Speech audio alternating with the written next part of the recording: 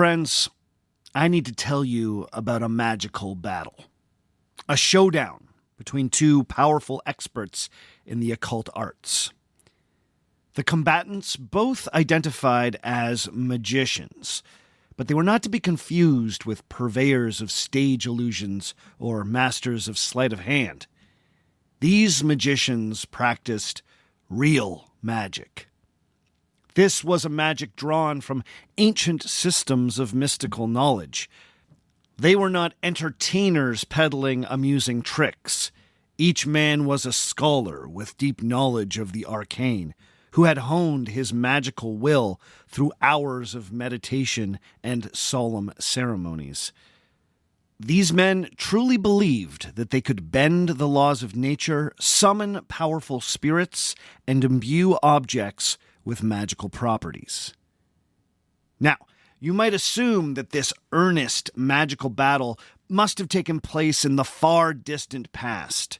Surely these magicians were ancient or medieval fellows, living in a time and a place when a belief in magic was far more common. But you would be wrong about that. This particular battle took place right at the dawn of the 20th century, in the year 1900. The magical combatants were none other than the celebrated Irish poet William Butler Yeats and the infamous occultist Aleister Crowley, the man eventually dubbed the wickedest man in the world by English newspapers. Both men were members of a secret society known as the Hermetic Order of the Golden Dawn. The group had originally been founded in London in 1888 and was dedicated to the study of occult knowledge and the development of so-called practical magic. W.B. Yeats had been an early initiate into this magical society. He had risen through the ranks and by 1900 was one of the elite few who claimed membership to the exclusive Second Order of Adepts, a designation only conferred on the most skilled and learned magicians. The younger Aleister Crowley was a relative newcomer to the society, but in just a few years he had managed to move through the various magical ranks of the society's First Order with remarkable speed. Even though Crowley was a more junior member of the Golden Dawn, he believed himself to be a powerful magician whose skills had surpassed his more highly ranked brothers and sisters. By the year 1900, on the eve of our battle, a schism had developed in the Golden Dawn, and Crowley and Yeats found themselves on different sides of the divide. Crowley was part of a group aligned with one of the society's original founders, an occult magician who called himself MacGregor Mathers. A series of controversies and bombshell allegations had rocked the very foundation of this magical order. In the tumult, Mathers and a small group of loyalists had been banned from the Golden Dawn's London temple. But on this particular night in 1900, Aleister Crowley was intent on gaining access to this holy sanctum. What was Aleister Crowley's goal that night? Well, accounts vary. Some of the more dramatic tellings claim that Crowley believed that he could reclaim the temple from a group of magicians he believed were traitors.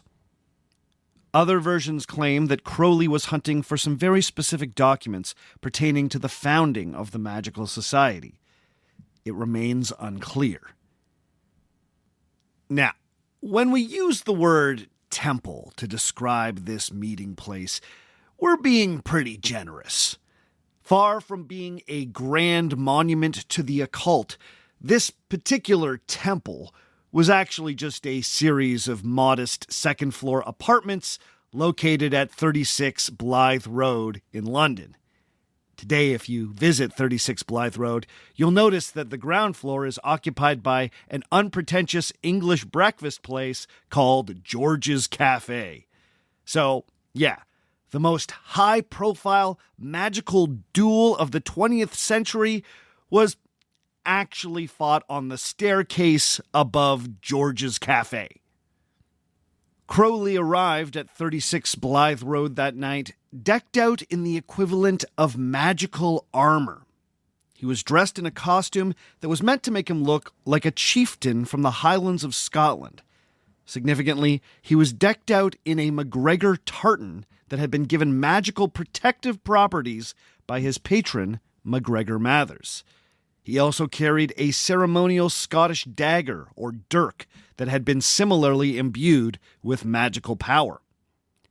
One version of the story even claims that Crowley was wearing a mask meant to look like the ancient Egyptian god Osiris, which, if true, makes for a wonderfully weird getup.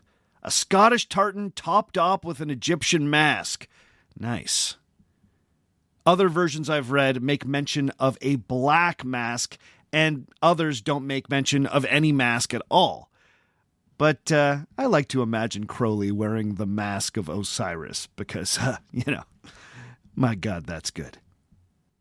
We're told that sometime after sundown, Crowley, in his magical armor, barged through the front door of the temple, which led to a staircase to the second-floor apartments. Hearing the commotion, W.B. Yeats and the other magicians who had been gathered at the temple rushed to the top of the stairs. There they saw Crowley making the sign of the inverted pentagram with his hands and intoning the syllables associated with powerful and destructive spells. Yeats and his crew quickly countered. They cast their own spells of protection and lobbed powerful incantations back at Crowley as he steadily made his way up the stairs. We're told that Crowley, Yeats, and all the other magicians of the Golden Dawn present used every magical invocation they could in this battle. Elemental spirits of fire and wind were called upon. Angelic protectors were summoned from the ether. Demonic familiars were conjured from the void.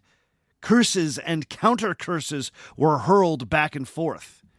And yet, neither Yeats nor Crowley seemed to be affected by this magic. No matter the curse, Yeats could not be moved, nor could Crowley be stopped from ascending the stairs. It's almost as if the magic wasn't working. As Crowley neared the top of the stairs, the Irish poet unleashed one final devastating attack. Yeats' biographer, Richard Ellman, described it like this, quote, "When Crowley came within range, the forces of good struck out with their feet and kicked him down the stairs." End quote. Yeah. Realizing that his arcane curses weren't having much effect, Yeats resorted to the tried-and-true tactic of kicking his opponent upside the head. Turns out Crowley's magical armor was of little use when confronted with a well-timed kick to the noggin. So ended the magical duel known as the Battle of Blythe Road. Ever since, there have been all sorts of conflicting accounts of this quote-unquote battle. The version I just gave you comes largely from Yeats' biographer, Richard Ellman. For his part, Crowley never confirmed that this confrontation ever happened. In his autobiography, or autohagiography, as he dubbed it, oh man, what a guy, Crowley admits that he traveled to London as an emissary for his teacher MacGregor Mathers, but he does not mention this particular embarrassing incident with Yeats on the staircase. But if there's ever been an unreliable narrator, it's Aleister Crowley. We talk a lot about lying sex witches on this podcast. Well, Aleister Crowley might be the first real lying sex witch we've ever covered. Calling this absurd little tussle a battle is kind of ridiculous. And yet, it's fitting for the members of the Hermetic Order of the Golden Dawn. Key to their whole endeavor was a belief that every action had a deep significance. Nothing was frivolous. After all, an outsider might look at a magical rite performed by members of the Hermetic Order and might scoff at the elaborate costumes, the moody set dressing, the magical talismans, and the sonorous incantations. An outsider might think that the whole thing was as ridiculous and absurd as the Battle of Blythe Road. But the initiated knew that the opposite was true. What might seem like vain theatrics were actually reality-bending observances which could make a human being more like a god. The members of the Hermetic Order of the Golden Dawn believed themselves to be the custodians of a secret knowledge, and by extension, a secret history. But was this secret history just another fake history? What was this strange secret society? Why did it thrive in the 1890s, only to flame out dramatically in the early 20th century? How did it get to the point where former magical brothers found themselves fighting on the stairs above George's Cafe? Let's put it all together today on Our Fake History.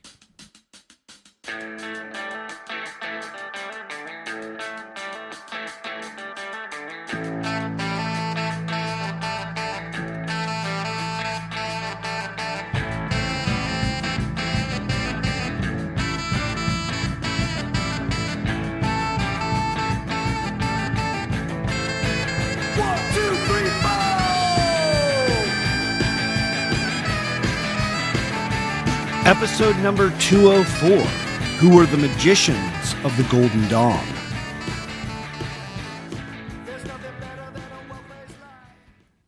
Hello and welcome to Our Fake History. My name is Sebastian Major, and this is the podcast where we explore historical myths and try to determine what's fact, what's fiction, and what is such a good story that it simply must be told. Before we get going this week, I just want to remind everyone listening that an ad-free version of this podcast is available through Patreon. Just head to patreon.com/ourfakehistory and start supporting at $5 a month to get access to an ad-free feed and a ton of extra episodes.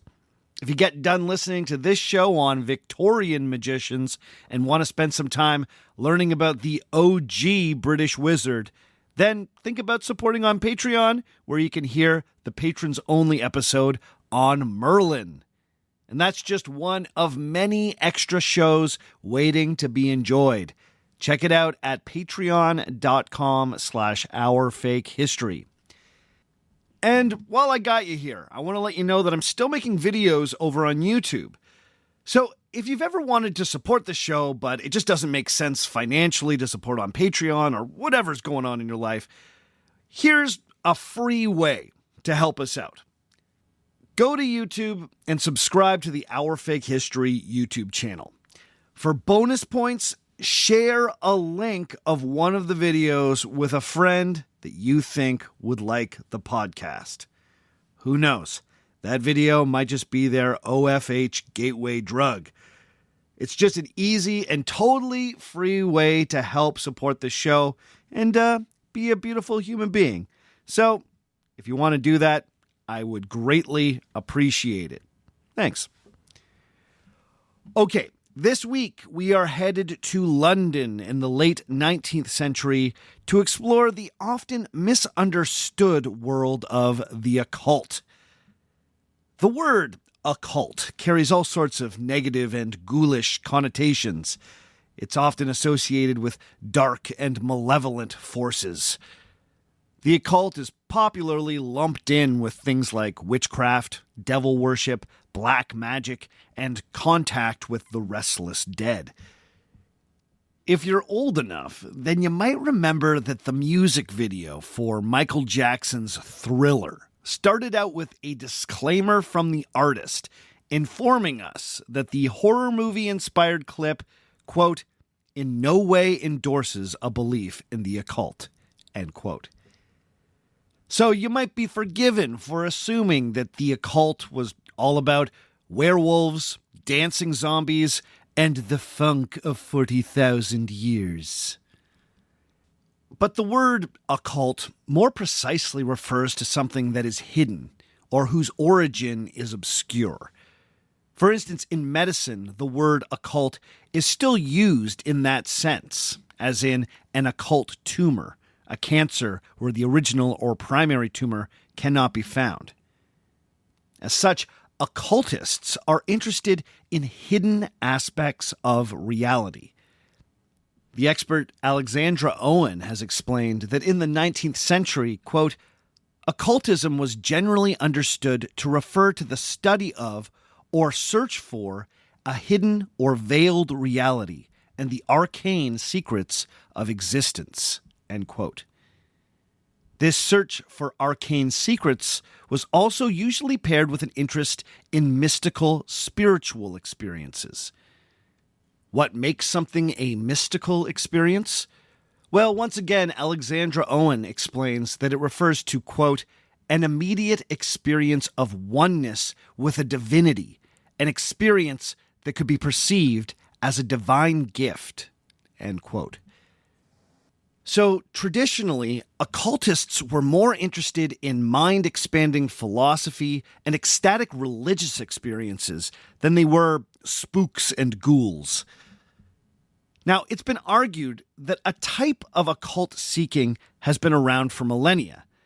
The so-called mystery religions of the ancient Mediterranean involved initiates taking part in secret rituals that they were sworn to never disclose. As the name suggests, mystery religions gave their initiates access to sacred mysteries. That is, religious teachings that are only accessible to those who have been through the ordeal of initiation. The promise of the mystery religions was a deeper, more intense, mystical relationship with the deity they worshipped. In the 19th century, interest in this type of spiritual experience came roaring back, especially in the UK. In many ways, this was a revival of a revival. A few centuries earlier, during the Renaissance, or the early modern era if you prefer, European scholars were translating previously rare or inaccessible ancient texts with a new zeal.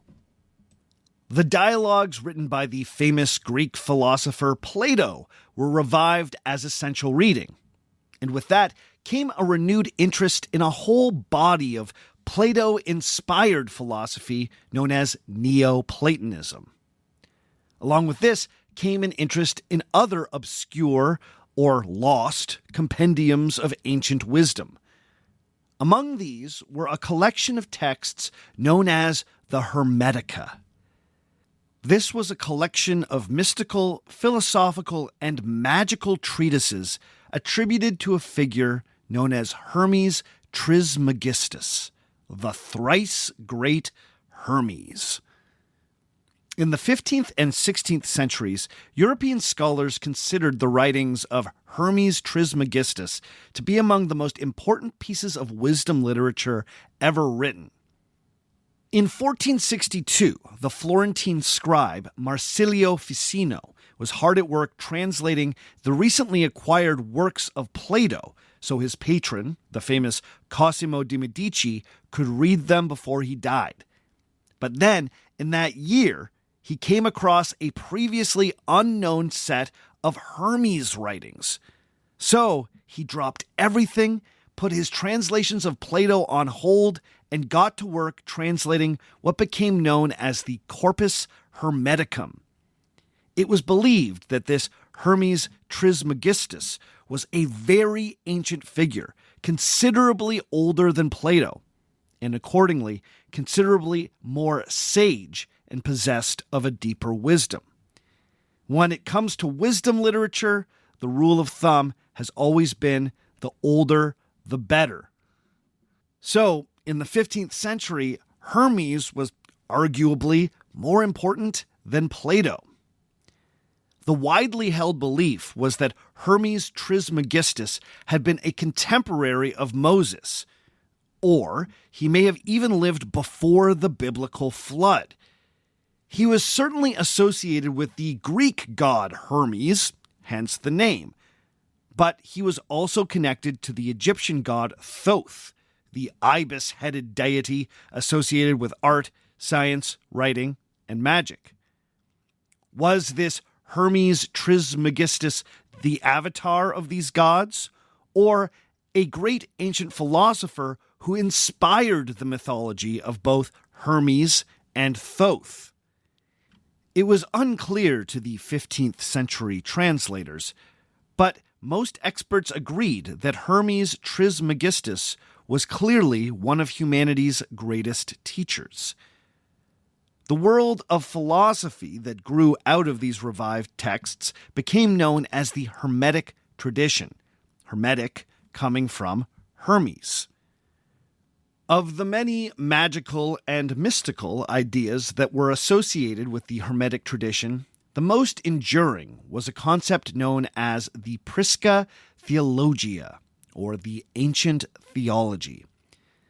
This was a belief that there was one original divine truth imparted near the beginning of time to Hermes and a handful of other great sages. This truth had informed all of the world's religions and philosophies, but in each case, it had been communicated in a diluted and imperfect way. The pure, undiluted truth, the Prisca Theologia, had become occult, hidden from all but the most dedicated seekers. However, the Hermetic tradition took a real hit in the 1700s. As the Hermetic texts became the focus of more rigorous scholarship, it became clear that they were not nearly as ancient as the Hermetic devotees had been claiming. The best evidence seemed to suggest that the writings of Hermes Trismegistus had been penned sometime around the 1st century AD by a handful of anonymous Greek-speaking authors, likely from the Egyptian city of Alexandria. The combination of Platonic, Jewish, and Egyptian traditions evident in the texts really spoke to that particular time and place. The combined worship of Hermes and Thoth as a singular deity was also common in Hellenistic Egypt dating to the time of the Ptolemaic kings. So, Hermes Trismegistus was likely a pen name for a group of writers who were writing centuries after Plato. This alleged super ancient text was actually just kinda ancient. All the stories about Hermes Trismegistus from before the flood, well, many now judged that to be fake history. This would prove to be a perennial problem in occult circles. Texts assumed to be ancient fonts of wisdom would be exposed as considerably more recent creations, or worse, modern forgeries. Similarly, great occult teachers who claimed to have supernatural powers and contact with ancient sages were often exposed as charlatans. Occult hidden histories were often just fake histories. But the Hermetic tradition did not die so much as it went underground. In the 17th century, the idea of the Prisca Theologia was taken up by the Freemason adjacent society known as the Rosicrucians. Rosicrucian literature that emerged in the 1600s advocated a type of Christian mysticism that was deeply inspired by the Hermetica. Now, the Rosicrucians had their own robust mythology that I'm sure I will explore in greater detail one day. But for now, what you need to know is that Rosicrucian ideas were incorporated into some branches of the Freemason movement. This meant that Masons were getting exposed to the Hermetic tradition and other occult ideas. This continued into the Victorian age, when mystically inclined Freemasons found fertile ground to develop new and more adventurous esoteric societies. In 1888, 3 Freemasons living in London would claim that they had come into possession of some mysterious texts.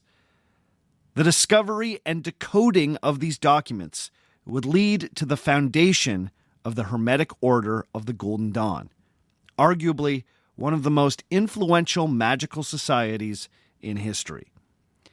So let's head to London in the 1880s to explore exactly how and why a society of sincere magicians was able to take root.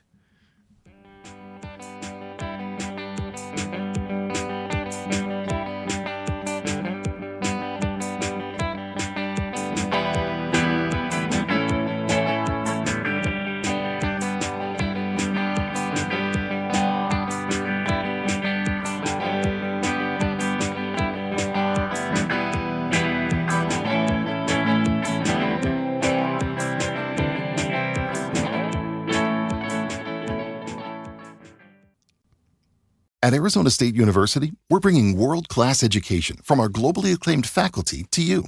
Earn your degree from the nation's most innovative university. Online. That's a degree better. Learn more at asuonline.asu.edu.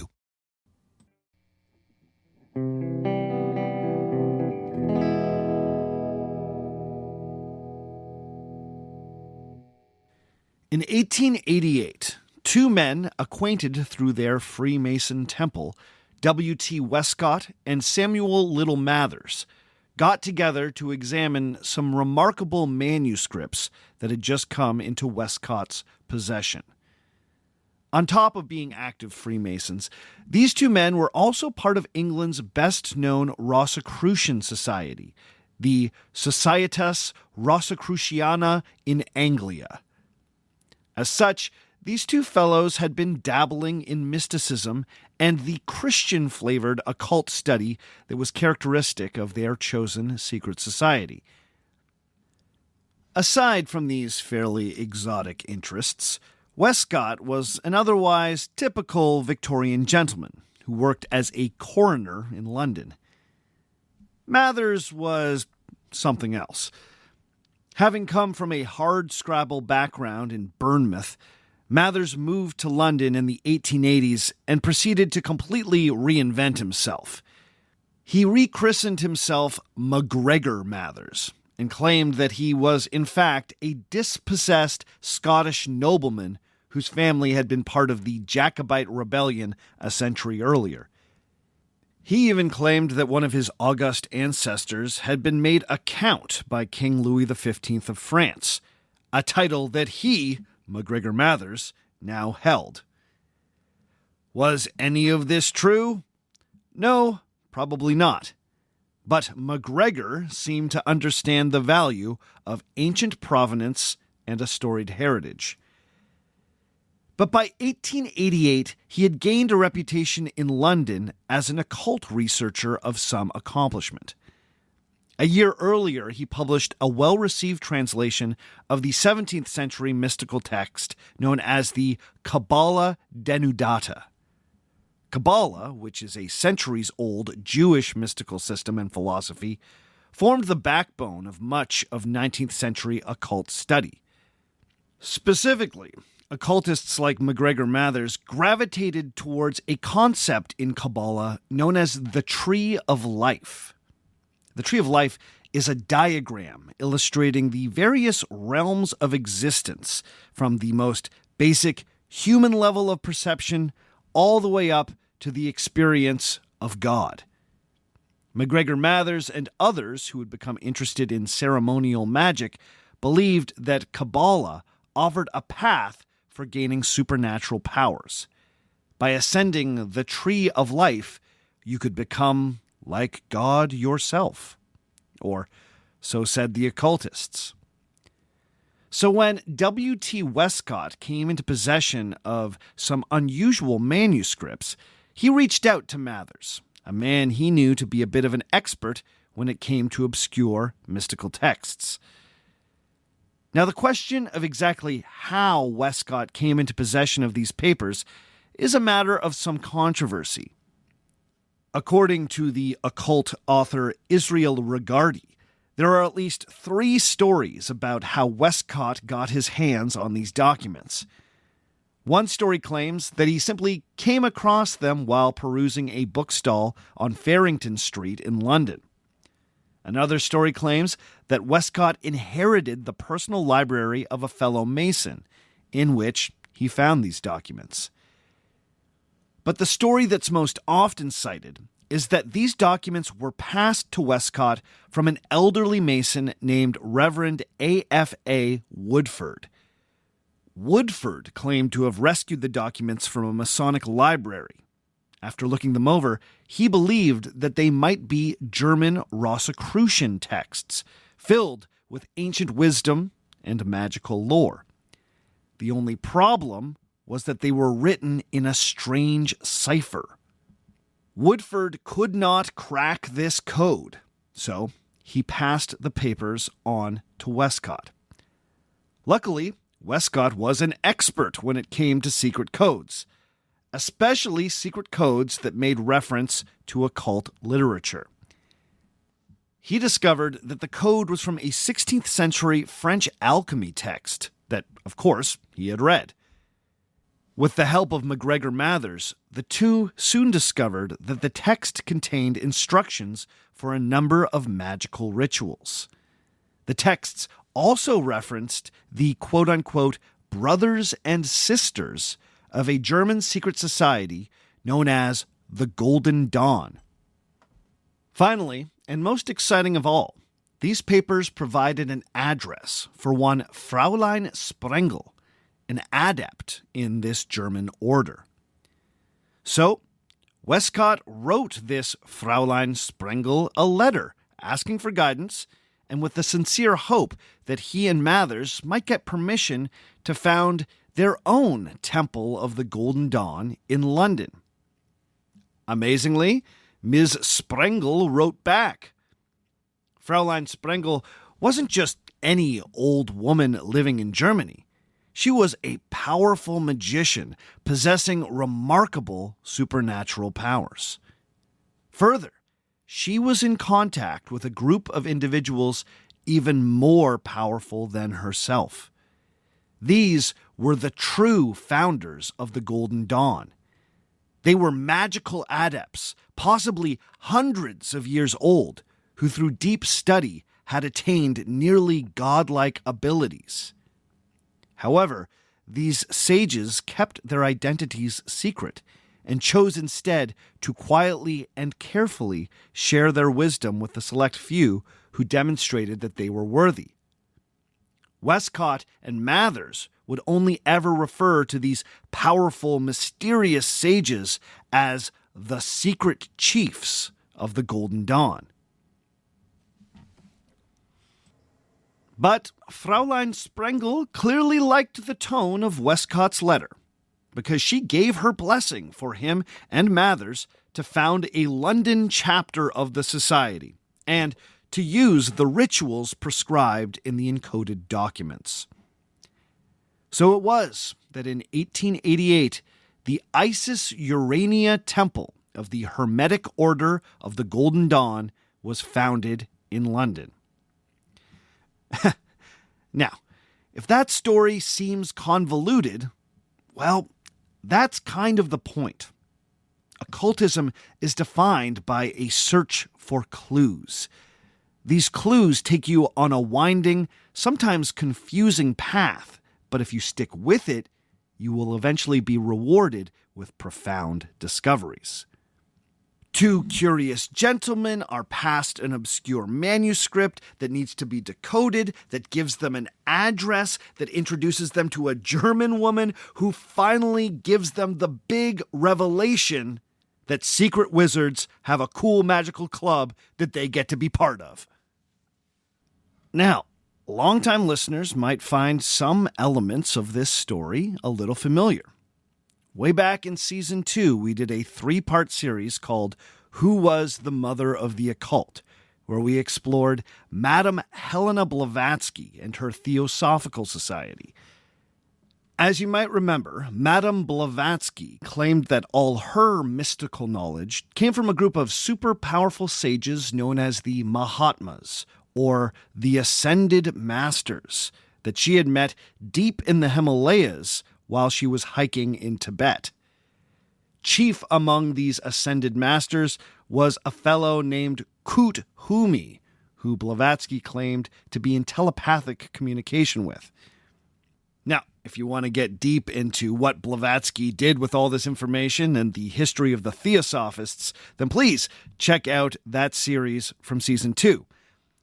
I bring this up because Helena Blavatsky was a contemporary of Mathers and Westcott. They all knew each other and ran in the same circles. One source even claims that Blavatsky approached MacGregor Mathers to take on a leading role in the Theosophical Society during its early days. Now, the truth of that is debated, but it seems very clear that Mathers and Westcott had the Theosophical Society in mind when they founded their Hermetic Order of the Golden Dawn. It's notable that they had similar origin stories.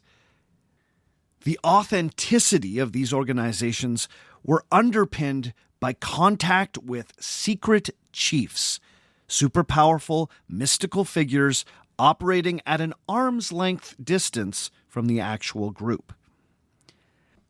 But what made the Hermetic Order of the Golden Dawn different from the Theosophical Society was its focus on what was called practical magic. You see, while Madame Blavatsky claimed to have all sorts of supernatural abilities, she wasn't really in the business of teaching others how to become magical. Theosophy was more philosophical in nature. As it developed, it became increasingly influenced by Buddhism, to the point where Blavatsky was saying in public that she was basically a Buddhist. Some of those who were attracted to the Hermetic Order of the Golden Dawn were folks like the Irish poet W.B. Yeats, who had been Theosophists but had become frustrated with the fact that Blavatsky seemed to be the only one who was allowed to do magic. The promise of the Hermetic Order of the Golden Dawn was that in this society, the initiated would learn how to do real magic. To that end, Mathers and Westcott developed a unique synthesis of many different occult traditions that were floating around Victorian society. Now, of course, they claimed that this system was not just their invention, it was communicated to them by Fräulein Sprengel, who in turn got the goods from the secret chiefs. At the heart of the Golden Dawn teachings were the writings of Hermes Trismegistus, hence the name Hermetic in the organization's title. The magic being taught was first and foremost the quote-unquote magic of Hermes. This was then combined with the Jewish Kabbalah tradition.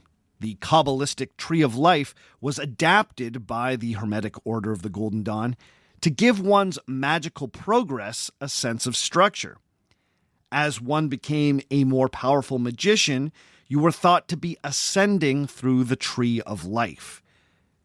This was then supplemented with a healthy dose of ancient Egyptian-inspired ritual. In the 1880s, Egyptology was having a bit of a moment in Britain. British archaeologists were crating more and more ancient Egyptian artifacts back to London every day, and the accompanying scholarship was casting new light on the ancient Egyptian kingdoms. Mathers was especially interested in this and was known to spend hours in the reading room of the British Museum poring over newly published work on ancient Egyptian religion. As such, the initiation ceremonies developed by the Golden Dawn borrowed heavily from Egyptian rites described by late 19th century archaeologists. These rites were then flavored by the types of initiation ceremonies common in Masonic temples and the mystically inclined Rosicrucian temples. Finally, the Golden Dawn also incorporated what they understood to be pagan Celtic magic. Now, this was an especially ahistorical and romanticized version of pagan Celtic magic. MacGregor Mathers, in particular, became convinced that various Scottish tartans had latent magical powers associated with them. Now, if this seems like a fairly incongruous mishmash of traditions, you're not wrong. But it was connected to the idea of the Prisca Theologia, the idea that all of the world's religions and wisdom traditions came from the same root, a divine truth at the heart of everything. As such, common themes between all these traditions were emphasized and were pointed out as evidence of the Prisca Theologia. The Golden Dawn taught that through focused study, an initiate could gain a deep insight into the human condition and the secret workings of the natural world. This deep understanding would give a focused magician the ability to change the natural world. These changes would be small at first, but would become more profound as the magician's power grew. The ultimate goal of a magician in this order was to become immortal, to discover the so-called Philosopher's Stone. But it was generally recognized that that would be out of reach for most people on the path. As far as Westcott and Mathers knew, only the secret chiefs had ever managed to achieve this goal. However, it was believed that through the correct application of ritual magic, an individual could become clairvoyant and clairaudient, that is, to see and hear things happening far away or even at different times in the past or future. A talented magician could use rituals to become invisible or appear luminous. The Golden Dawn initiates also believed that there was a hidden world of spirits that could be summoned and sometimes put to work. Different rituals could conjure so-called elementals, that is, spirits associated with earth, wind, fire, and water. Other rituals could connect a magician with a powerful deity. Usually, these were Egyptian gods. As the years went on, MacGregor Mathers became particularly interested in the creation of magical talismans. This involved invoking a powerful spirit or Egyptian deity, and then imbuing a chosen object, be it an amulet, a wand, a vase, or a mask, with the power of that conjured spirit. By the turn of the century, some of these Golden Dawn magicians had accrued quite a collection of powerful talismans. But the thing about ritual magic is that it was difficult to do and often didn't work. It was understood by initiates that it took years of study and the long cultivation of both a magical will and a magical imagination to actually do any of this stuff. Now, one of the defining characteristics of the Hermetic Order of the Golden Dawn was its rigid hierarchical structure. Did I say it right that time? I think I said it right that time. There were 3 orders of the organization. First being the lowest, and third being the highest. Each of these orders was then subdivided into various ranks. There were 5 ranks in the first order, 3 in the second, and 3 in the third. Each of these ranks corresponded to one of the 11 levels on the Kabbalistic tree of life. Now, in practice, this kind of worked like a suburban karate dojo.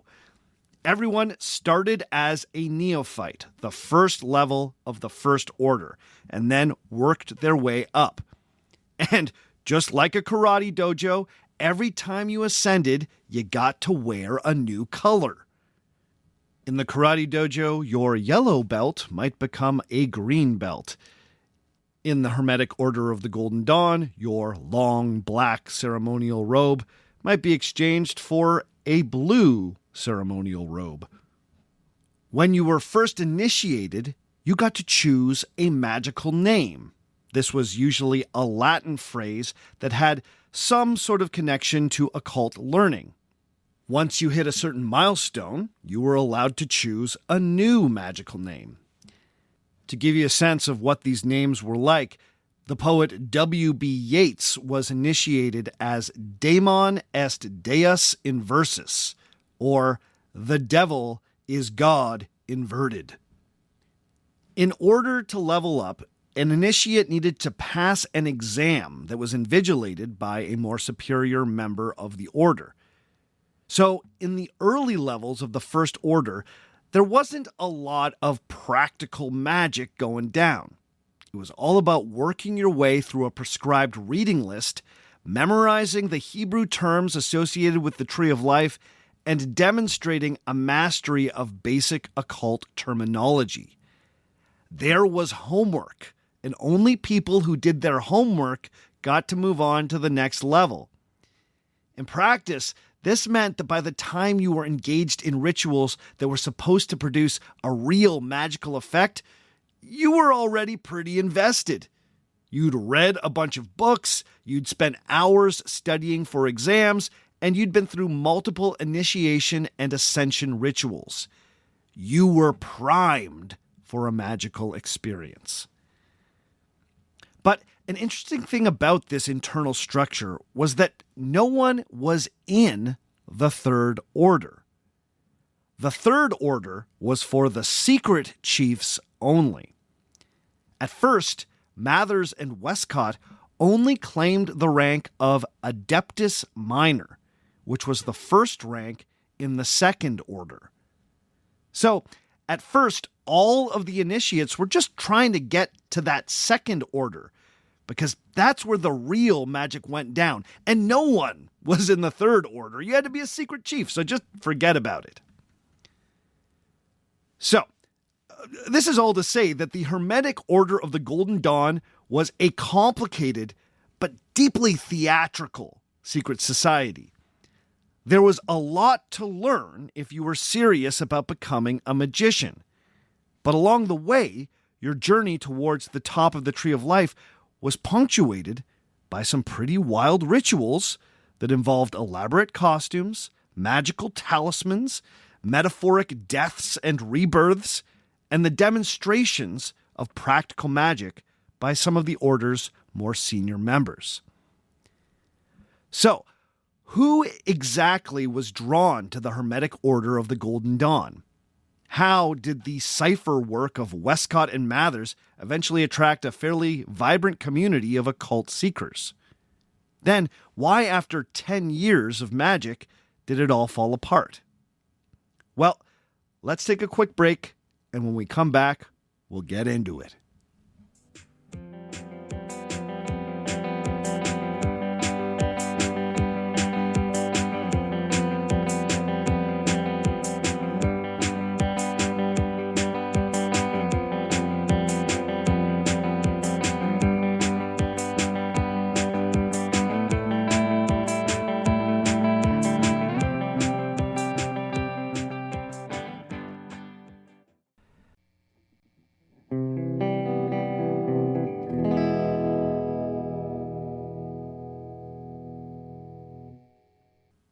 To understand the Hermetic Order of the Golden Dawn, I think you need to understand exactly how the wider world of the occult fit into late Victorian society.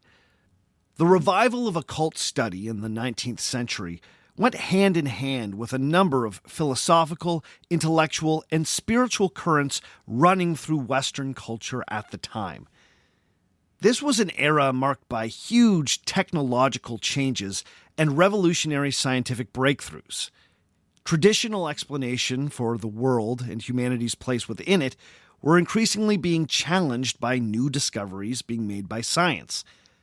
The most jarring example, arguably, was the work of Charles Darwin that confronted people with a new way of thinking about the origins of all animal life, and by extension, human beings.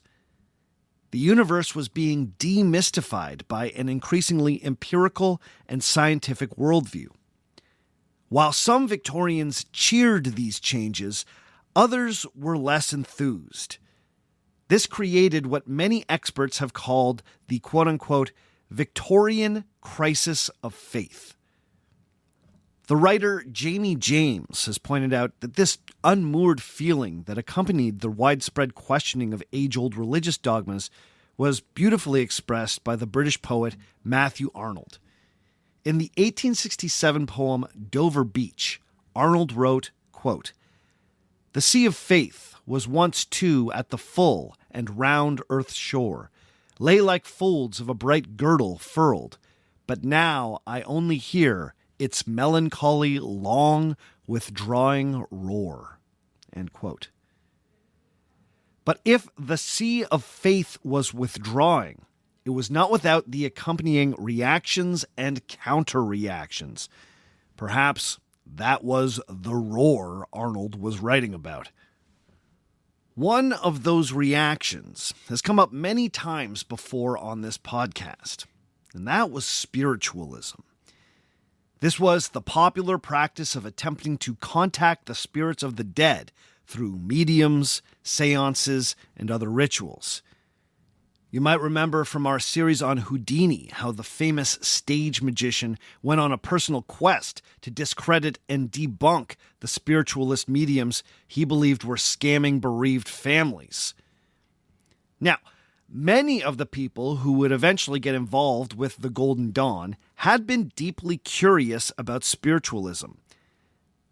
We know that W.B. Yeats stayed involved in seances and other so-called psychical experiments even after joining the Golden Dawn.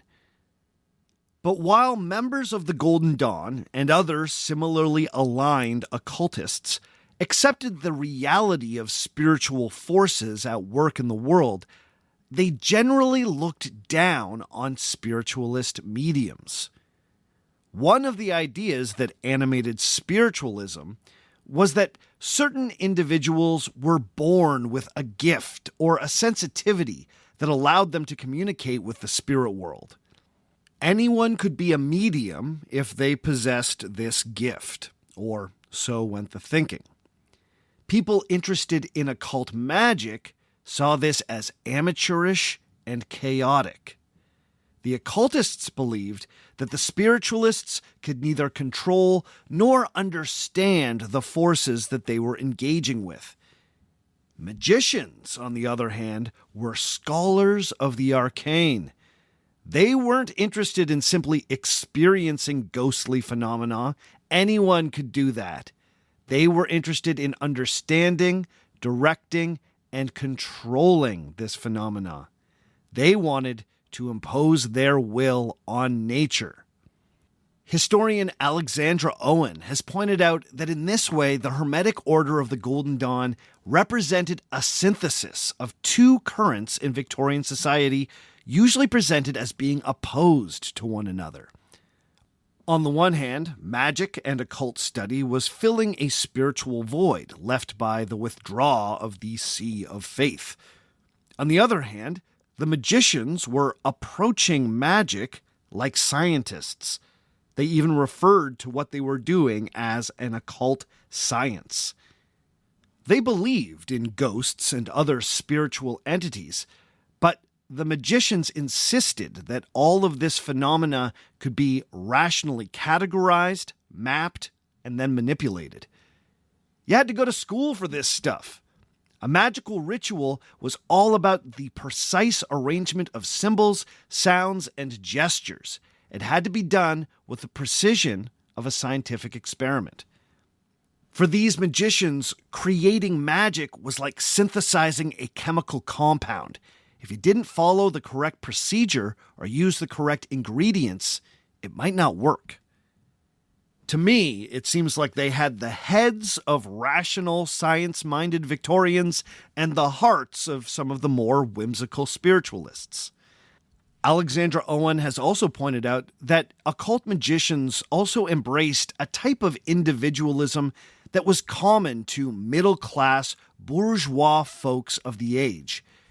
She writes that the Golden Dawn, quote, taught complete mastery of a complex magical arcana together with total self-mastery and an indomitable will are the foremost prerequisites for magical adeptship.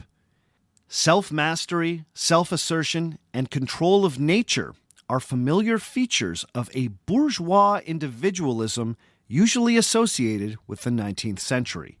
End quote. In other words, these would-be wizards were the magical extension of the bourgeois Victorian self-made man, or, as the case may be, self-made woman. You see, another unique feature of the Hermetic Order of the Golden Dawn was that women were welcome. The Golden Dawn may have grown out of the men's club of Freemasonry, but this new magical order was emphatically co-ed.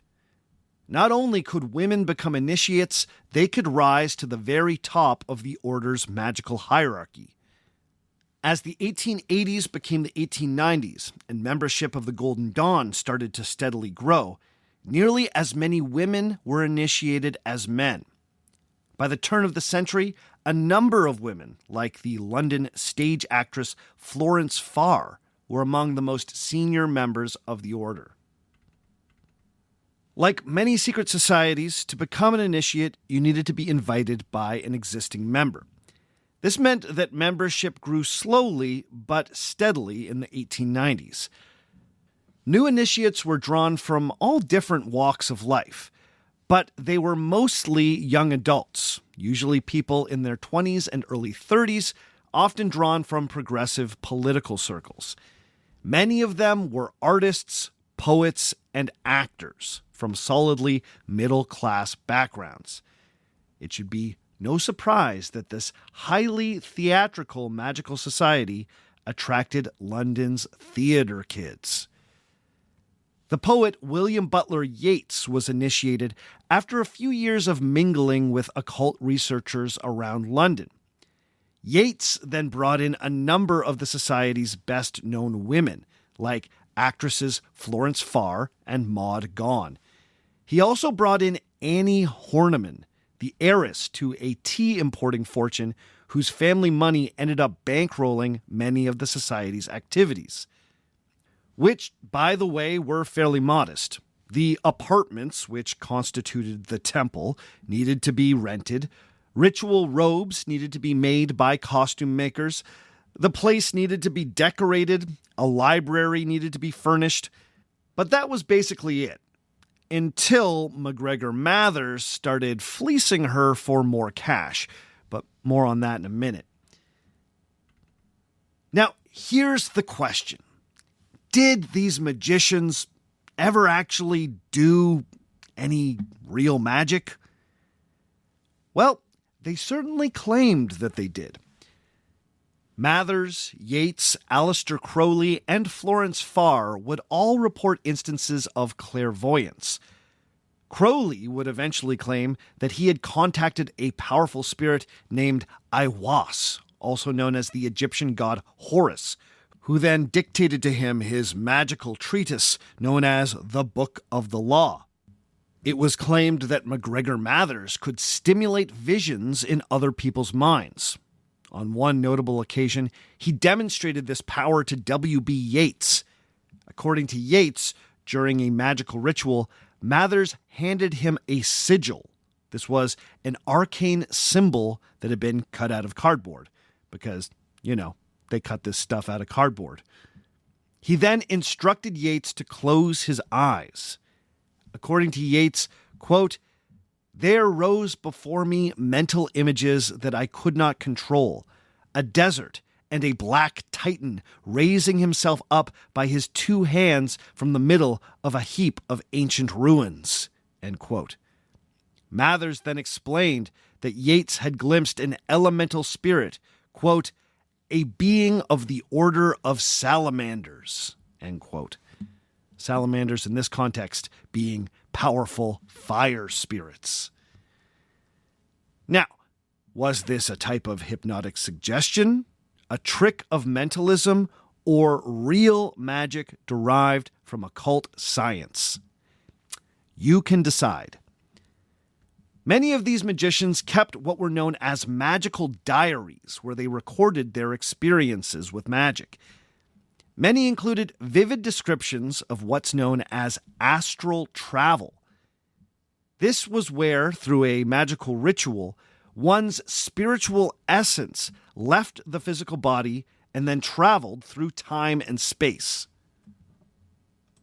A magical diary kept by Annie Horniman detailed a number of these astral travels. On one particular afternoon, she and a fellow Golden Dawn magician, the erstwhile stockbroker Frederick Gardner, traveled to the planet Saturn.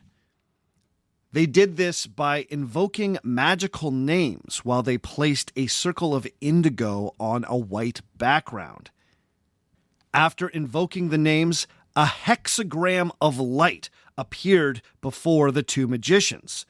They then passed through this hexagram into a ray of indigo and white light. This eventually faded, and they perceived before them the, quote, great dark world of Saturn, end quote. This was just one of many astral voyages that they made to other planets in the solar system. 3 weeks later, they used a similar method to investigate Jupiter. Now, did they do this for real? Well, this is the thing about much of the magic that you read about from the Golden Dawn. On the one hand, these astral travelers left us detailed and nuanced accounts of their journeys. If you're inclined to believe in something like astral travel, then that can feel like proof. My personal bias is I don't really think these folks were doing magic. The astral travel stories seem to me like a shared imaginative experience, kind of like an improvised theater scene that the actors have convinced themselves is real. The same could be said about the images that appeared unsolicited in Yeats' mind's eye.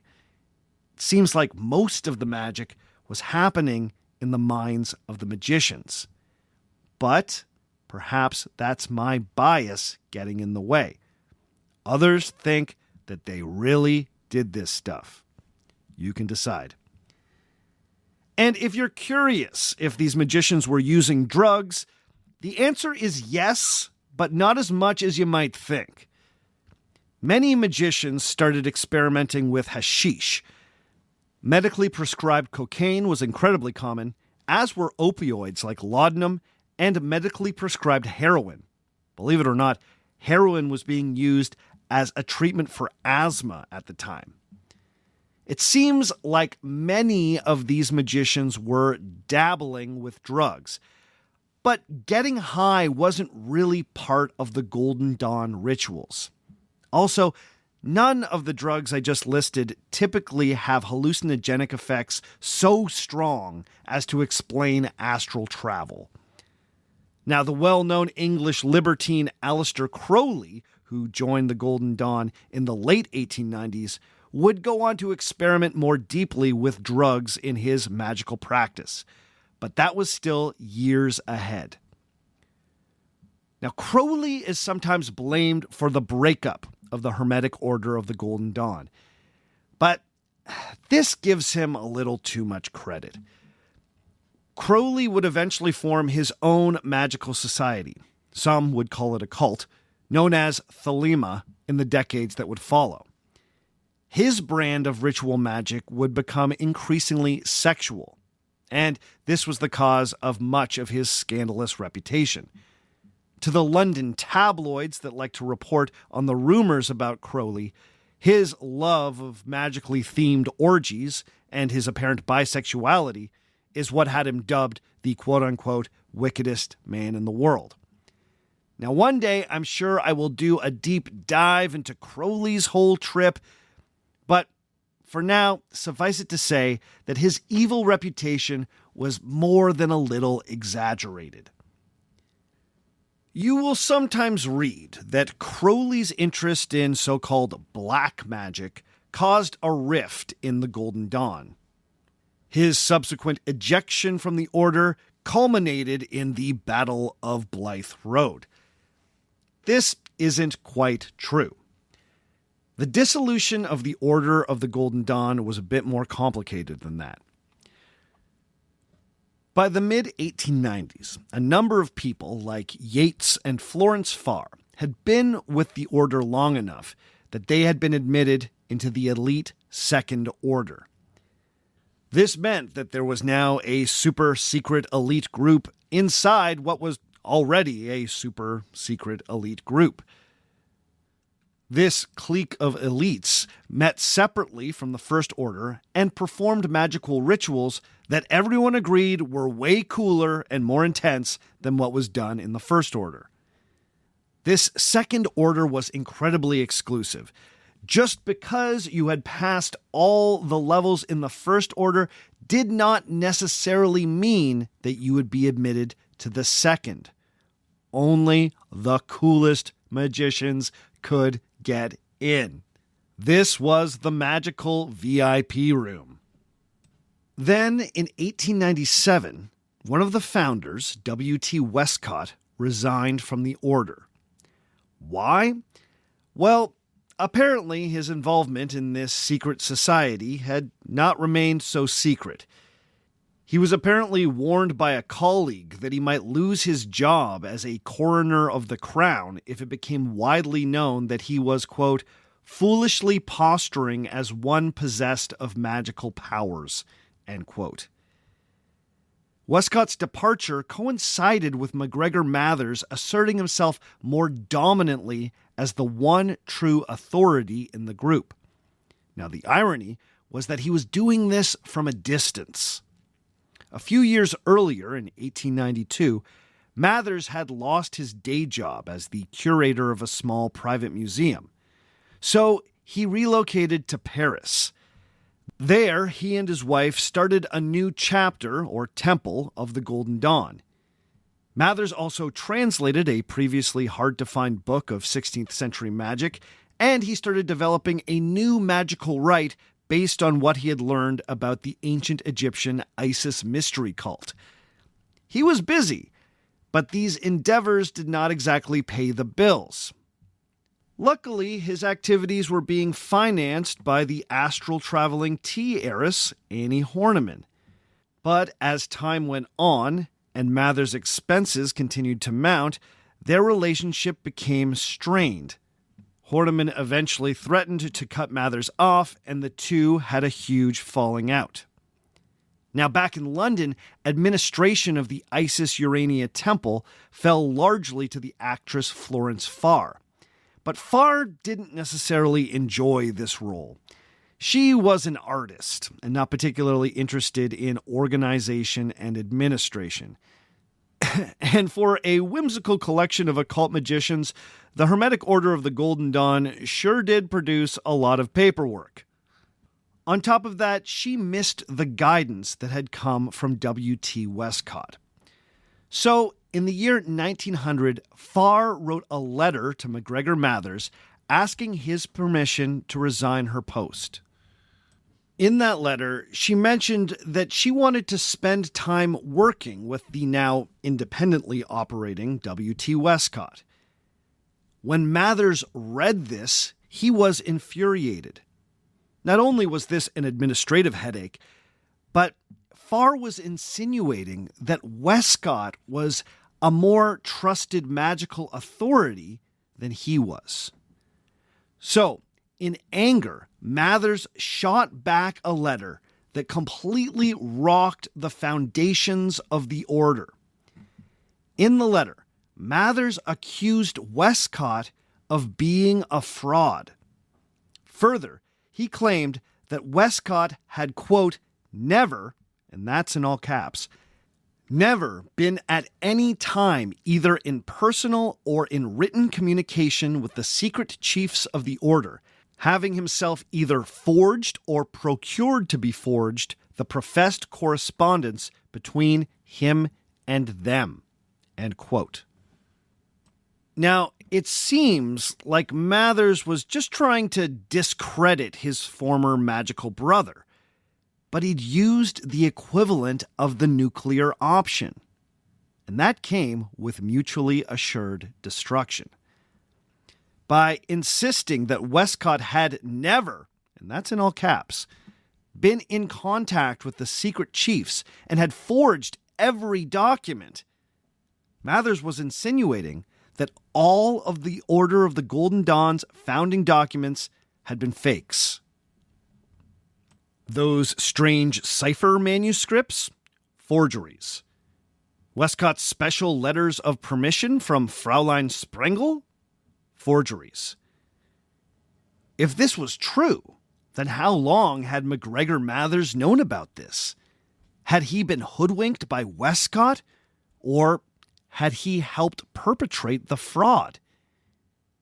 In either case, Mathers had claimed that his status in the Order of the Golden Dawn had been bestowed on him by the secret chiefs. If W.T. Westcott had not been in communication with the secret chiefs, then did they even exist? What about Fräulein Sprengel and the German Temple of the Golden Dawn? Was that real? Once again, an occult organization had a fake history problem. After Florence Farr shared this letter, the London magicians had a lot of questions. So a committee was formed to get to the bottom of this. This committee included W.B. Yeats, Florence Farr, and all the other members of the inner Second Order. When they approached Westcott about these accusations, he was cooperative and insisted that he was innocent of any fraud. But when the committee asked to see the original encoded manuscripts and the letters from Sprengel, Westcott claimed that he could no longer find them. They were gone. Whoa, guys, so weird. Where are they? Oh, no. I would give them to you if I could, but I don't know. Come on, man. As for Mathers, he refused to leave Paris and report to this committee. As far as he was concerned, this committee had no authority to order him about. He was still one of the founding chiefs of the Golden Dawn, so he didn't need to answer their questions. And so came the split. The London group decided that they were no longer going to be taking any direction from MacGregor Mathers. So they declared themselves to be the new chiefs of the order. Now, what I find interesting is that the London group was able to soldier on despite the fact that everything about the order's founding had been called into question.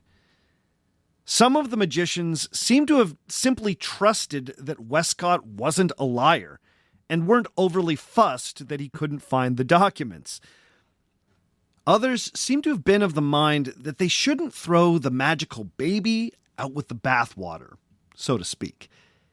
Even if Sprengel and the secret chiefs were a fraud, they still believed that the larger esoteric tradition that grounded their magic had value.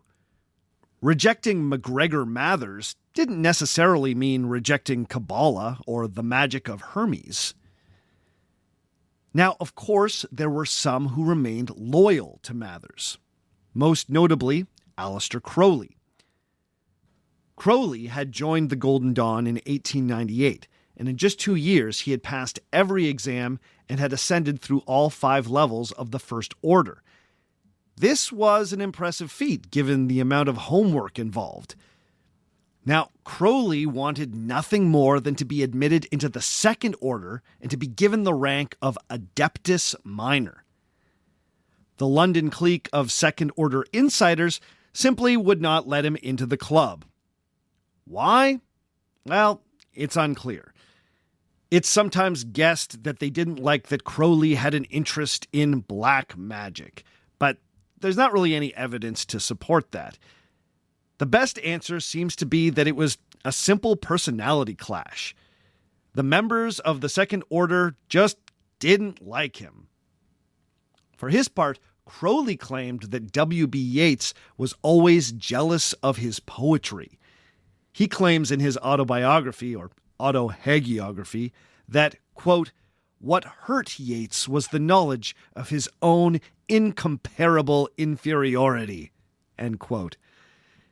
Yeats, one of the 20th century's most celebrated poets. He was jealous of Crowley's poetry. Okay.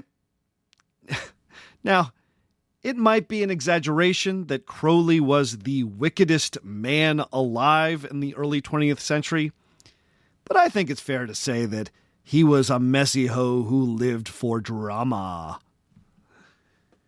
When Crowley was shut out of the Second Order in London, he decided to travel to Paris. There, he got Mathers to do the initiation personally. It was from Mathers that he got his much sought-after magical rank of Adeptus Minor. He then pledged that he would return to London, raise Mathers' flag, gather together a group of loyalists, and reaffirm MacGregor Mathers' control over the Order of the Golden Dawn. The result was the Battle of Blythe Road. And so we have come full circle. After 12 years of esoteric study, solemn ritual, and magical self-discipline, the Hermetic Order of the Golden Dawn more or less came to an end with a swift kick to Aleister Crowley's head. After the year 1900, the group of remaining London magicians would change their society's name to the Hermetic Society of the Morgenroth. But this incarnation was short-lived. The next few years were defined by a number of schisms that led to at least 4 different magical societies who had all descended from the Hermetic Order of the Golden Dawn. These schisms were mostly due to personality conflicts between the members, and only partially due to differing magical philosophies. In retrospect, I can't help but notice that the Golden Dawn really began to crumble when its history was thrown into question. The revelation that Westcott and Mathers' origin story may have been a helpful bit of fiction, and that the founding documents were likely forgeries, if they'd ever even existed, was completely destabilizing. The occult tradition was built on the idea that secret knowledge had been carefully passed down by learned sages from one generation to the next. If a link in that chain turned out to be based on lies and deception, well then, maybe the whole occult enterprise was riddled with fake history. The Golden Dawn taught that magic was only possible if the will was focused and the magician truly believed in the seriousness of their undertaking. In other words, if you didn't believe, then your magic couldn't work. In a way, the movement that was born out of the Victorian crisis of faith was undone by its own crisis of faith. Okay, that's all for this week. Join us again in 2 weeks' time when we will explore another historical myth. Before we go this week, I need to give a shout out to the following people. Big ups to Jordan Treasure, to Chrissy Bolig, to Ryan Dillon, to Kath Chu, to Daniel Lalogia, to Murray Bang, to Henry, to Gazoo the Great, to Gene Caper, to Matt, to Ralph Giamarco, to Chris Smith, to Joshua Laughlin, to Jonathan Ferrugia, to Liam Kennedy, to Monica S., to Nicholas Logan, to Lindsay Ross, and to Jacob Micheloni. All of these folks have decided to pledge at $5 or more every month on Patreon, so you know what that means. They are beautiful human beings. Thank you, thank you, thank you for your support. It means absolutely everything. Thank you to everyone who supports this show at all levels, and thank you to anyone that just goes out and writes a nice 5-star review. It helps. I appreciate it. If you ever want to get in touch with me, you can always send me an email at ourfakehistory@gmail.com. You can hit me up on Facebook, facebook.com/ourfakehistory. You can find me on Instagram at ourfakehistory. You can find me on Twitter at ourfakehistory. You can find me on TikTok at ourfakehistory. And you can go to YouTube and look up the Our Fake History YouTube page. I'm everywhere, baby. As always, the theme music for the show came to us from Dirty Church. Check out more from Dirty Church at dirtychurch.bandcamp.com.